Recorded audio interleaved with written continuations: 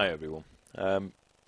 Today we've had a new video blog released by Bungie about the new game Destiny, and what we wanted to do is start a series going through it. We obviously all know Bungie from the games that they've done over the years, obviously the major ones, Halo. And I mean, Bungie captured my attention well over a decade ago with the Halo series. And back then, I mean, there wasn't as much as is available now to launch the products for them as a media base, and there's massive fans of them as a unit and what they've managed to do over the years. So what we wanted to start doing is talking about obviously the new game which is coming out now that some info is beginning to flow. And each time that I do a video blog, we hope to reply to that and go through it and just pick up a few things. We're not going to go into it like some sites do and do massive amounts of info on them, but we're just going to go through and just literally first glance what we've picked up on it, and just discuss possibilities of what they could be hinting at. Is there actually any hints in these videos? So I think the first thing that we're going to do is actually just have a quick watch of the video blog which they released today. Video blog, it's called Pathways Out of Darkness, and I hope you enjoy it as much as I enjoyed watching it earlier on.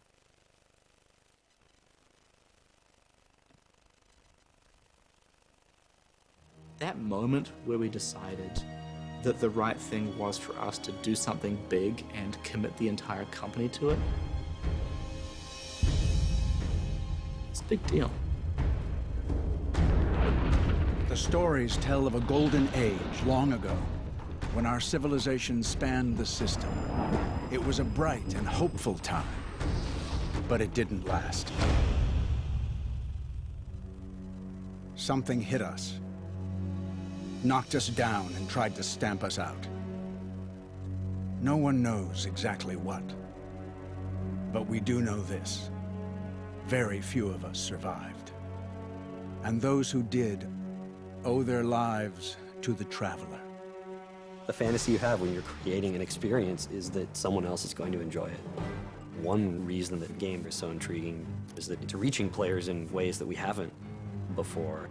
We're really going to make a conscious effort to build an experience which is going to be meaningful for people. Like, how do you keep a player going for 50 or 100 hours over some number of months, and to not just want to play the game, but to want to play it with their friends? Legends say the Traveler sacrificed itself to save us. The mysterious sphere still hangs where it made its last stand, low above the earth, keeping silent watch. The years that followed the collapse of the Golden Age were hard, but slowly we joined together to build a city beneath the Traveler. And now we've begun to venture back into the wild, only to find that we're not alone. Strange and deadly creatures have occupied our old worlds, and they're pressing hard against the city, probing for a weakness, trying to stamp us out for good.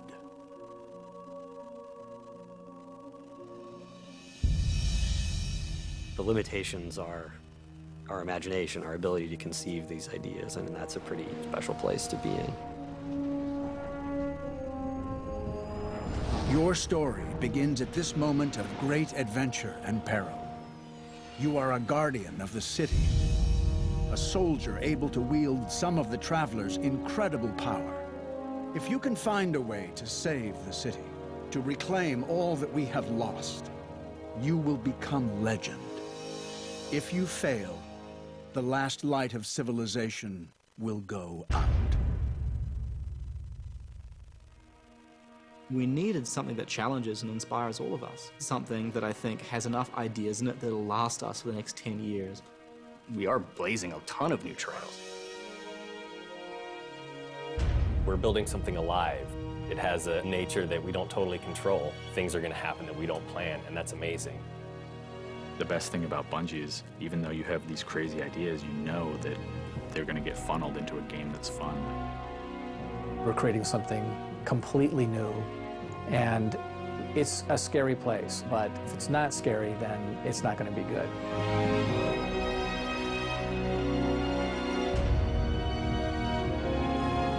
We all have a ton of passion, and we all have just enough crazy to pull this off. We've gone from continuing to make Halo games to doing something which certainly draws on our past experiences and plays to our strengths, but it's new and exciting. It's going to take on a life of its own. We didn't even know how big Halo was going to get. How can anything be bigger than Halo? You know? We'll find out.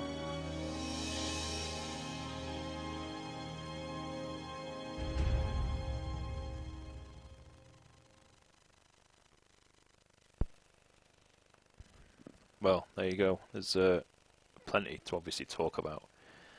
I think the opening part of the video really does kind of give the size of something that I think that they wanted us to kind of see, obviously their commitment to it, where they express in that opening statement about, you know, at what point do you decide to commit the entire company to it.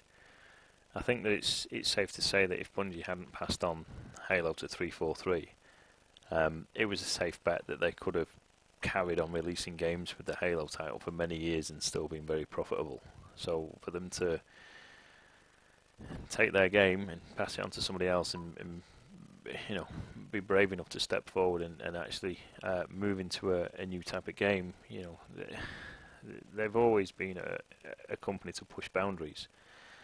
One thing, obviously, you know, looking back through the video, is the part where they're obviously making a big thing with that iPhone being on the table, where something comes through about the armor's ready or something. Now he was at a computer which did look like that they were making the game on. So I think that it's safe to say that obviously something's going to be involved with the mobile app and obviously access for your desktop as well.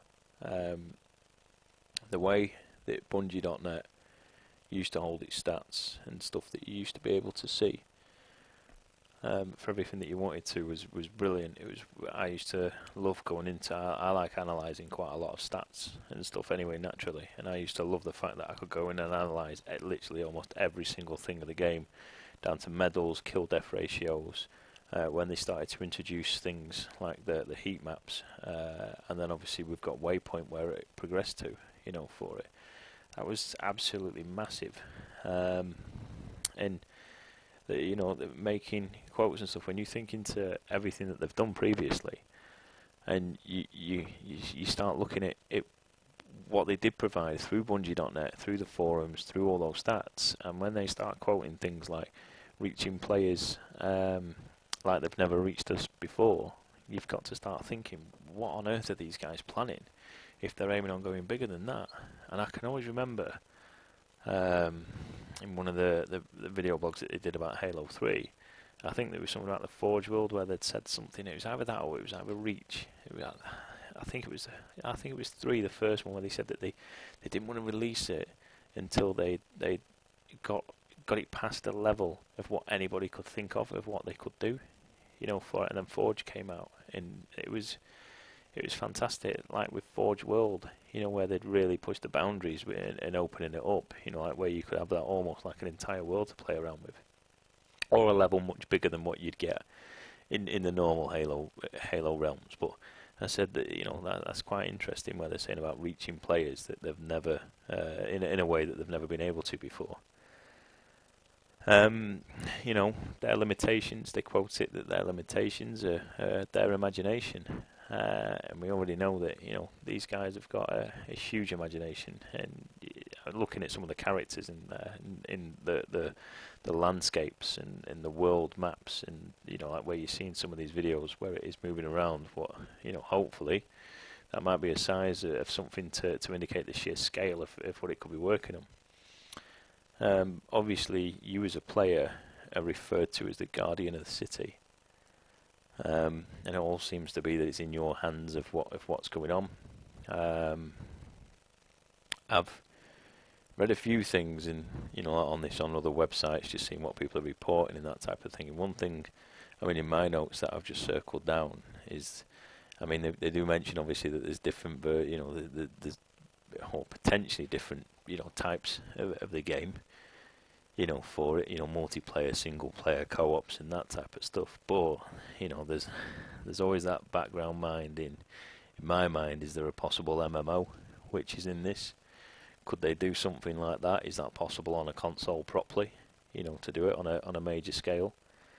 And that more comes down to in the part of a living world, in a quote of that, even that they don't know what can happen in this world. So if you're playing your normal type of FPS game and you're playing and you go into your map, that map loads the same every single time. In a living world, is that going to be something which there's going to be an area that you're going to be able to go into which is going to continuously keep developing? And if that is something that's developing, that's obviously something that you're not going to be able to load in as a standard frame every single time and go into it and do the same things. You know, that is probably one of the biggest questions in this. What on earth is a living world? You know, because every time you normally play a game, that's it. Once you've got it, that's your level. That's how it is. So, as I said, going back to that, reaching players like they've never before, the limitation is an imagination, you know, for it, and they've referred to that in previous games. And to me, they've always managed to do something which has really impressed me. But this living world thing, that's something that I'm really interested in. That's one of my main things that I'm going to be concentrating on. They have said that it is completely new. It is obviously, you know, like they've gained a lot of experience from Halo. And characters, there was one of the characters that looked a lot shorter. It was almost like grunt-like, you know, which seemed to be, which was there, you know, for it. They were quite stocky characters with guns. They looked a lot bigger than grunts, but to me they seemed very grunt-like. In the video I saw at least 4 weapons as well. You know, there was a short little handgun, you had your like the equivalent of a battle rifle and an assault rifle, and then there was a sniper, and I must say that sniper did look very, very, very familiar. And to me, that's kind of comforting to see that, you know, like there might be some influence of some real passion, you know, like about their brand, you know, for it. But that sniper rifle really did look familiar. You know, they've said that obviously this one, they want it to be a life of its own. You know, I think already, just after one video, I think it already is. I've been reading up quite a lot of articles which have been coming out. Nobody's had any more info than obviously what's in this video. But it's certainly created a massive buzz. I think when I looked on Twitter earlier on, it was trending at number 2. You know, so it certainly created a buzz. And then obviously the final comments in that video about can it be bigger than Halo? To a Halo fan, nothing's bigger than Halo. I think Halo's been rivaled in a way, you know, like over the years because of obviously not being able to go cross-platform.